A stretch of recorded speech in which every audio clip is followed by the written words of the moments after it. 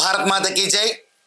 భారత ప్రభుత్వము మన చట్టాలు అవి మానవుడి యొక్క జీవిత విధానంలో అన్ని సామాజిక వర్గాలని కలుపుకుంటూ ఎవరి హక్కులు వారు అనుభవిస్తూ సమాజ హితం కోసం సమాజ శ్రేయస్సు కోసం మార్గదర్శకాన్ని ఇచ్చే గొప్ప ఆయుధాలు మన చట్టాలు. కానీ మనలో ఉన్న కొంతమంది మతాలు మారటము, వేరే మతాలకు ప్రవేశించడము, తిరిగి మన మీదే దాడులు చేయటము, దీన్ని అడ్డు పెట్టుకుని ఎస్సీ ఎస్టీ అట్రాసిటీ కేసుల్ని నమోదు చేయటము అనేక ప్రాంతాలలో జరుగుతున్న విధానము. ఈ విషయాన్ని ఖండిస్తూ చట్టాన్ని సక్రమంగా అమలుపరచవలసిన యంత్రాంగము కొన్ని లోపాలతో కూడి ఉన్నప్పుడు ఆ యంత్రాంగానికి బుద్ధి చెప్పే విధానంలో మానేశ్రీ రాజేష్ గారు 2021 సంవత్సరంలో హైకోర్టులో ఒక పిటిషన్ దాఖలు చేయటము, ఈ 4 సంవత్సరాలు కేసు నడిచి అది విజయవంతంగా పూర్తి అవటము ఇది చాలా శుభపరిణామము. ఈ విజయాన్ని విజయోత్సవ సభగా మార్చుకునే విధంగా మన పిట్టలవారిపాలెం మండలం కొత్తపాలెంలో 11వ తారీఖు ఈ నెల ఆదివారం సాయంత్రం